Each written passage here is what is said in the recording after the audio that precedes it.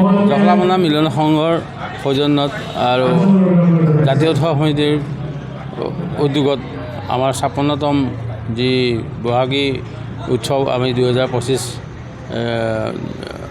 আমি পালন কৰিবলৈ গৈ আছোঁ।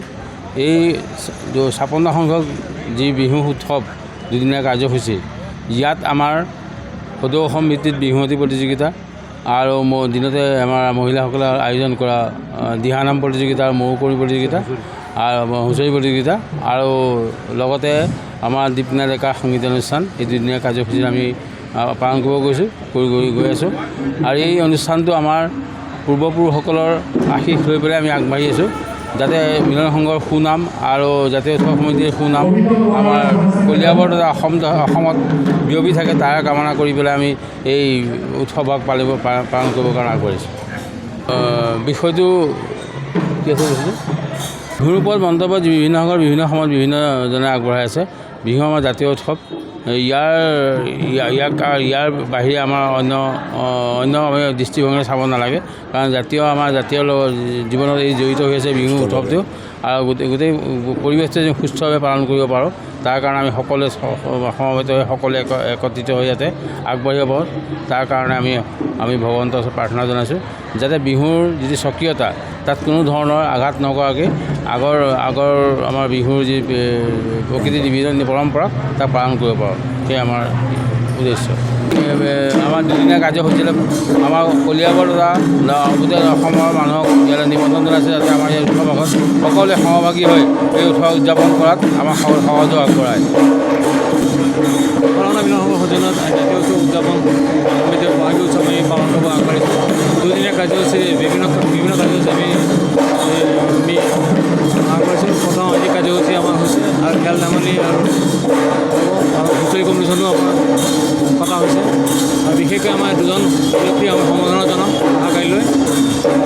সেই আৰু আপোনাৰ ৰাতিকৈ সাংস্কৃতিক অনুষ্ঠান, বিভিন্ন ডেকা সংগীত অনুষ্ঠান হ'ব।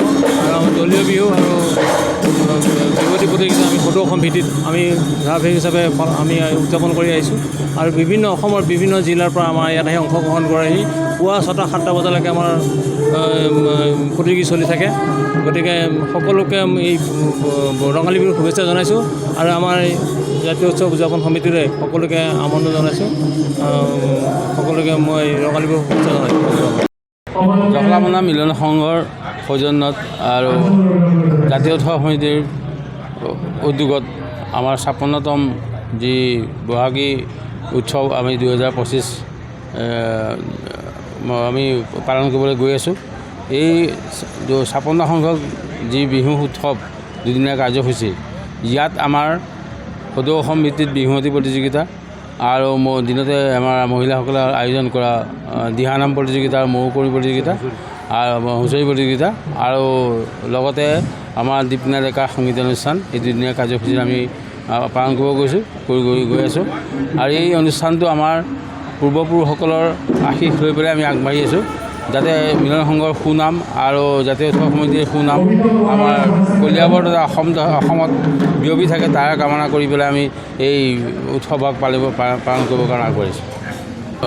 বিষয়টো কি আছে কৈছিলোঁ, বিহুৰ ওপৰত মন্তব্য বিভিন্ন সংঘৰ বিভিন্ন সময়ত বিভিন্নজনে আগবঢ়াই আছে।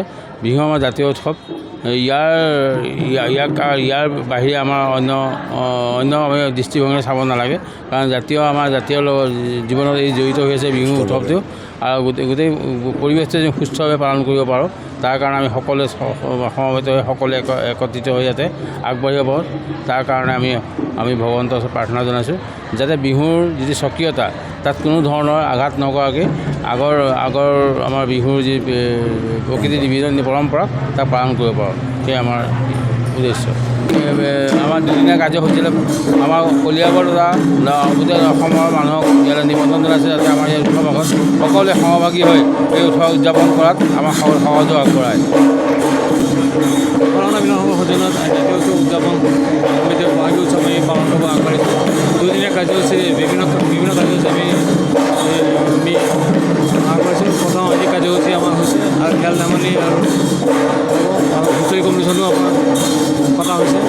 আৰু বিশেষকৈ আমাৰ দুজন ব্যক্তি আমি সম্বৰ্ধনা জনাম অহাকাইলৈ।